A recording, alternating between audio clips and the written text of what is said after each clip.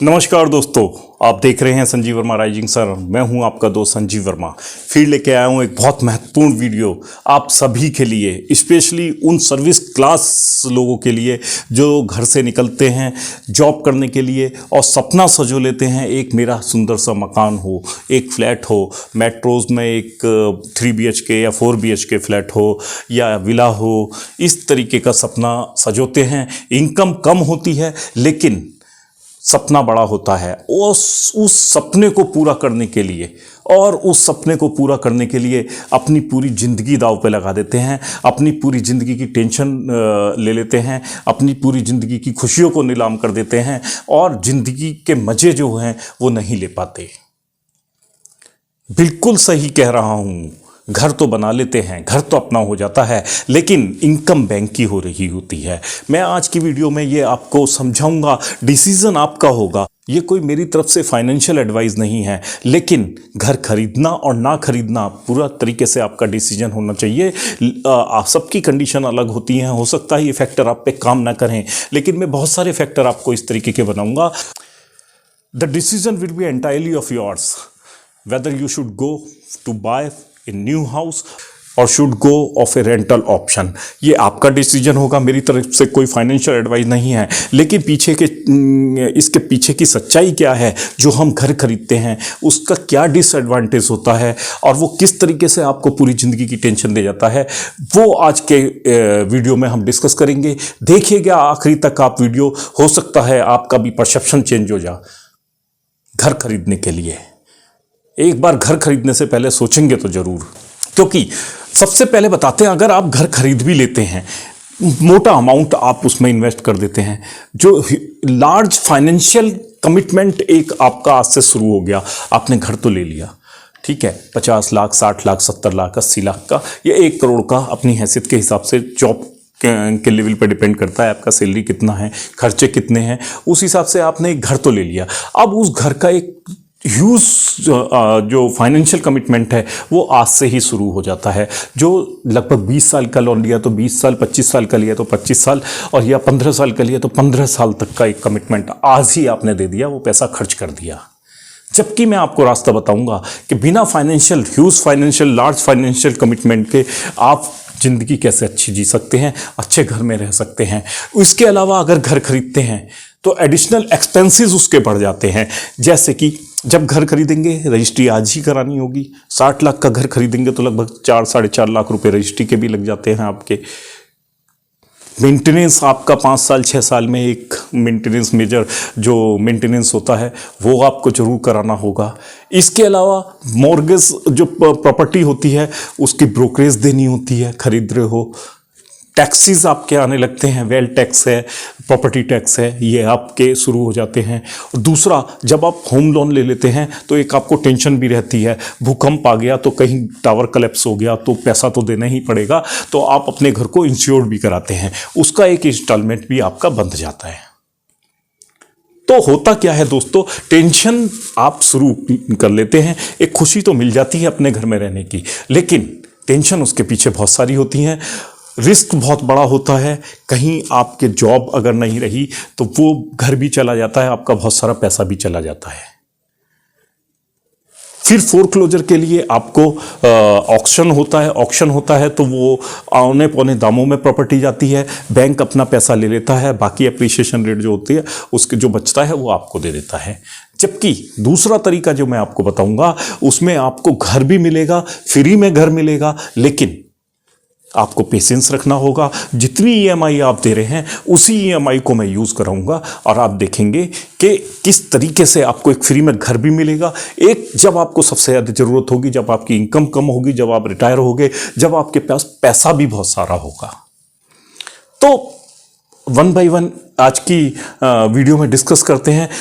मानते हैं कि एक एवरेज आदमी जो 90% लोग तो एवरेज ही होते हैं, 1% लोगों के पास ही 50% वेल्थ है इंडिया में, तो 90% में मान लेता हूँ, 70% लोगों के लिए वीडियो बना देता हूँ। एवरेज एक लोग हैं, सर्विस क्लास लोग जो हैं, वो लगभग 50 से 80 लाख के बीच का घर खरीदते हैं। मैं 60 लाख का मान लेता हूँ। अब 60 लाख का घर अगर आपको खरीदना है, फ्लैट आपको खरीदना है, मान लिया ग्रेटर नोएडा में, मेट्रो में, दिल्ली में, गुड़गांव में थोड़ा महंगा हो जाएगा 10-20 लाख, और इधर बेंगलोर में, कोलकाता में, किसी भी बड़े शहर में जहां जॉब की अपॉर्चुनिटी ज़्यादा होती है, वहां ज़्यादातर लोग लोन लेते हैं, तो वहां पर आपने घर खरीदा, एक एवरेज 60 लाख का घर खरीदना है, फ्लैट है, 3 BHK है, 1500 स्क्वायर फीट में या 1400 स्क्वायर फीट में एक 3 BHK आ जाता है। घर खरीदेंगे, रजिस्ट्री के चार्ज लगेंगे, 4-4.5 लाख रुपए रजिस्ट्री, बिल्डर ट्रांसफर चार्जेस, बहुत सारे मतलब और चीज़ें होती हैं, वो भी 1-1.5 लाख रुपए लग जाता है। मैंने इसमें कैलकुलेट नहीं किया है। उसके बाद खरीदने के बाद भी आपका पर मंथ मेंटेनेंस वो रेंटल ऑप्शन में भी आएगा, चलिए छोड़ देते हैं। 20 साल के लिए लिया है तो टोटल आपने 15 लाख का रेंट मेंटेनेंस भी पे किया, कोई बात नहीं। इसके बाद प्रॉपर्टी टैक्स आना शुरू हो जाएगा अगर फ्री होल्ड प्रॉपर्टी नहीं है, अगर आपकी लीज होल्ड प्रॉपर्टी नहीं है तो प्रॉपर्टी टैक्स भी आना शुरू हो जाएगा। तो 64, अगर 60 लाख का फ्लैट है, आपने लगभग 64 लाख रुपए तो तुरंत खर्च कर दिए। 15-20 लाख रुपए आपके मेंटेनेंस और इन चीज़ों पे खर्च हो जाते हैं। तो होता क्या है दोस्तों, अब देखते हैं। अगर 60 लाख का मकान है तो आपको इंस्टेंट मतलब 15-20 लाख रुपए अपनी जेब से डालने होते हैं, तभी आप 50 लाख का लोन ले पाते हैं।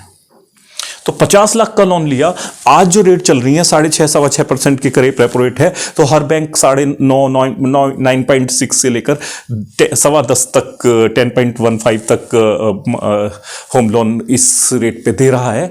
और ज़्यादातर ज़्यादा ही रहती हैं, बहुत कम समय ऐसा आता है कि कोरोना आ गया तो लिक्विडिटी सरकार बढ़ा देती है, रेट कम कर देती है, रेपो रेट कम कर देती है, जिससे कि लोग परेशान ना हो। उसी दौरान ज़्यादा मकान खरीदे जाते हैं, बाद में धीमे से रेट बढ़ा दी जाती है। इसके पीछे कहीं ना कहीं सरकार की एक चाल भी होती है, जिससे कि ज़्यादा से ज़्यादा लोग लोन ले लेते हैं और मकान बिक जाते हैं, मार्केट में पैसा आ जाता है, इकोनॉमी रिवाइव हो जाती है। ये सब चाल होती है, थोड़े दिन के लिए होता है, फिर महंगाई बढ़ जाती है। उसको बेस बना के गवर्नमेंट क्या करती है, रेपो रेट बढ़ा देती है। और ये आपको पता ही है, दूसरी वीडियो है, आई बटन में दे दूंगा, पूरा समझ लीजिएगा सिस्टम। तो 9.6 पे मैंने ये कैलकुलेशन की है। मान लिया एक एवरेज नया कोई आता है, 30 साल का बंदा, घर देखने का सपना सबसे ज़्यादा देखता है 30 साल के आसपास, जब 28, 30, 32, तो उसने 9.5% पे 9.6 पे ले लिया, 20 साल के लिए उसने लोन ले लिया। अब उसकी EMI बन गई, 20 साल की अगर बात करेंगे, 46,933, यानी कि 47,000 रुपये की उसकी EMI बन गई। 1 लाख रुपये सैलरी है, 47,000 की EMI बन गई। टेंशन शुरू है। तो अब होता क्या है, टोटल इंटरेस्ट आप देखेंगे तो 62 लाख रुपए या 63 लाख रुपए का तो आपने इंटरेस्ट ही पे कर दिया। 63 लाख का इंटरेस्ट पे हो गया। टोटल पेमेंट अगर आप देखेंगे जो करेंगे प्रिंसिपल प्लस ये 1,12,00,000 के करीब का पेमेंट होगा 50 लाख के लोन पे।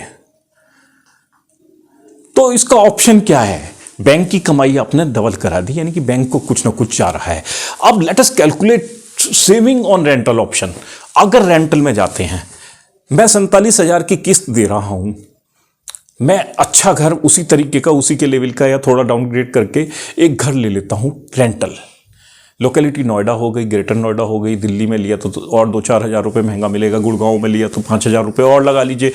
लेकिन एक एवरेज आदमी की कैलकुलेशन से ये मैं आपको समझाना चाहता हूं। आपने 15 से 16,000 रुपये का एक 15 to 16,000 रुपये का एक रेंटल ऑप्शन में घर ले लिया, अच्छी लोकेलिटी पे, जो आपको पसंद हो। जबकि जब आप खरीदने जाते हैं तो कंप्रोमाइज करते हैं लोकेलिटी। बताऊं क्यों? क्योंकि आपका बजट कम होता है। हर कोई जब प्रॉपर्टी खरीदने जाता है वो अपनी औकात से ज्यादा की खरीदता है, तो लोकेलिटी कई बार नहीं पसंद की मिल पाती क्योंकि बजट नहीं होता है। तो इसमें आपको एक तो लोकेलिटी आपकी पसंद की मिल गई। अब 15,000 या 16,000 रुपये भी, 17,000 रुपये भी आपने खर्च किए तो 30,000 रुपये आपके यहां बच रहे हैं। किस चीज के? सेविंग। जो आप EMI 47,000 की दे रहे थे उसकी बजाय अब 30,000 रुपये हर महीने आपके पास बचने लगे। अब आप सोचिए ये 30,000 मैं EMI ही दे रहा हूँ, मैं बैंक की इनकम नहीं करवा रहा हूँ, हाउसिंग जो कंपनियां हैं उनकी इनकम नहीं करा रहा हूँ, अपने को मजबूत बना रहा हूँ। जिस तरह बैंक मजबूत बनते हैं मैं भी तो बन सकता हूँ। तो उसी तरीके से मैंने वो 30,000 का एक दिखाते हैं RD खोल दिया, 20 साल का, टच नहीं करना है। अब भी आपको कॉन्फिडेंस देगा, टेंशन नहीं देगा, कॉन्फिडेंस देगा। आपको पता होगा कि मेरा एक बड़ा इन्वेस्टमेंट है जो एक्सपोनेंशियली ग्रो हो रहा है, जो मतलब कंपाउंडिंग जिसमें काम कर रही है, और वो 20 साल में मेरे पास 1,90,00,000 लगभग 1.89 लाख के करीब हो जाएंगे। 1.90 लाख का मतलब हो गया आपके पास 1,90,00,000 हो जाएंगे। 30,000 आपने अगर सेव करना शुरू कर दिया। अब देखते हैं, ये तो आपकी इनकम हो गई, ये आपका एक सेविंग हो जाएगी जब तक आप रिटायर हो गए, या 20 साल बाद जब आपको पैसे की जरूरत होगी, एजुकेशन के लिए चाहिए होगा, आपके बच्चे बड़े हो जाएंगे। अब देखते हैं, हमारा जो 50 लाख की प्रॉपर्टी ली थी उस पे हमने जो टोटल वापस करना है लगभग 1,12,00,000 करना है। 1,12,00,000 ये वापस करना है। उसके अलावा रेंटल ऑप्शन से आपकी सेविंग कितनी हुई वो मैं आपको बताना चाहता हूं। उससे पहले मैं एक कैलकुलेशन और बता देता हूं। लोग कहते हैं कि आज जो प्रॉपर्टी ली है वो महंगी भी तो होगी, एप्रिसिएशन भी तो होगा। अगर मैं एप्रिसिएशन और जो इंडेक्सिंग होती है प्रॉपर्टी की और डेप्रिसिएशन ऑफ बिल्डिंग कैलकुलेट करूंगा तो अगर डिफरेंस देखूंगा तो 2 या 3% ही बढ़ता है। बहुत कम लोकेलिटी ऐसी होती हैं जहां पर एक्सपोनेंशियली बढ़ता है। तो 5% मैं मान लेता हूं, दोनों का डिफरेंस 5% आता है। तो 5% से मैंने कैलकुलेट कर लिया जो आज मैं मकान खरीद रहा हूं उसकी कीमत उस समय मैं खरीदूंगा तो एवरेज डेप्रिसिएशन उसमें से घटा के और जो इंडेक्सिंग बढ़ती है प्रॉपर्टी की उसका डिफरेंस मैंने लगभग 5% ले लिया। यह भी एक एट हायर साइड है क्योंकि 5% वैल्यू और डेप्रिसिएशन लगभग 10% होता है, एप्रिसिएशन 7% होता है, ये 3 ही आएगा। लेकिन मैंने ये 5 पे कैलकुलेट किया तो उस समय में अगर जो आज मकान खरीद रहे हो वो उस समय में जाके 1.59 लाख का हो जाएगा। 1.59 लाख और आपकी 30,000 की सेविंग जो आप कर रहे हैं लगातार, इसमें आपके हो रहे हैं 1.90 लाख लगभग। तो यानी कि कितने का डिफरेंस आया? 30 लाख का। उस टाइम में यही घर आप खरीद भी पाएंगे और आपके पास 30 लाख रुपए की सेविंग भी एक बच जाएगी। तो ये इसका डिफरेंस है, ये इसका मैजिक है। लेकिन डिसिप्लिन एक इन्वेस्टमेंट आपको करना होगा। और मैंने जो कैलकुलेशन ली है 30,000 रुपये महीना वाली, वो आप देखेंगे कि वो बहुत ही नॉमिनल रेट पे ली है जो बैंक का चल रहा है। इसके अलावा आपके पास एक ऑप्शन होता है, अच्छी कंपनी में आप शेयर लगा सकते हैं, निफ्टी 50 में लगा सकते हैं, सेंसस में लगा सकते हैं। वो लगभग 15% तक का ग्रोथ उसमें आया ही है। आप पिछले 20 साल का रिकॉर्ड उठा के देख लीजिएगा। अगर 20% से आप देखेंगे तो ये आपके पास 3.5 करोड़ रुपए हो जाएंगे।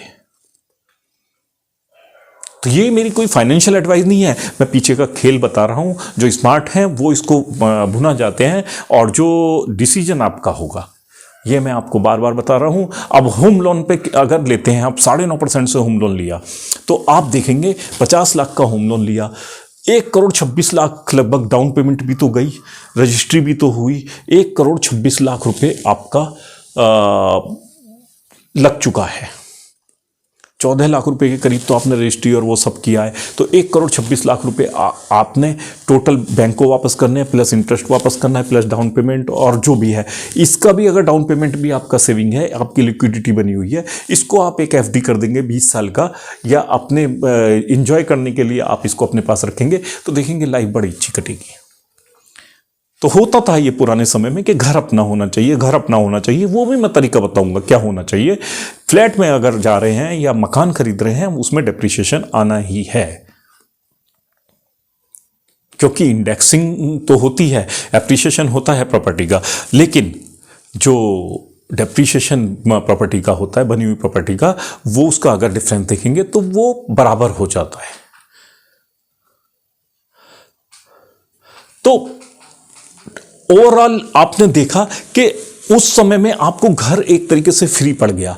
आपकी इनकम और इंटरेस्ट जो मिला उसने आपको एक बड़ा अमाउंट दे दिया और उसमें से आपने घर भी खरीद लिया, उतना पैसा बचा भी लिया। इसी तरीके से बैंक ग्रो कर जाते हैं। इसी तरीके से बैंक जो होते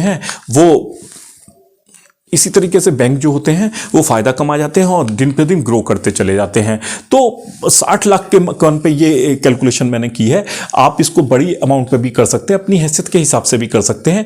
उसकी ईएमआई ज़्यादा आएगी, उतने का आप आरडी कर देंगे तो एक एवरेज मैन जो है उस समय में 30 लाख रुपये भी इससे कमा लेगा और मकान भी हो जाएगा। और क्योंकि आपका पैसा बच रहा है, जब आप रिटायर होते हो उस समय आपको ग्रेजुटी का, पीएफ का और लीव एनकैशमेंट का बहुत सारा पैसा भी मिलता है। तो आपके पास जब आपको सबसे ज़्यादा ज़रूरत होगी बहुत सारा पैसा होगा, तो वो पैसा आपके काम आएगा।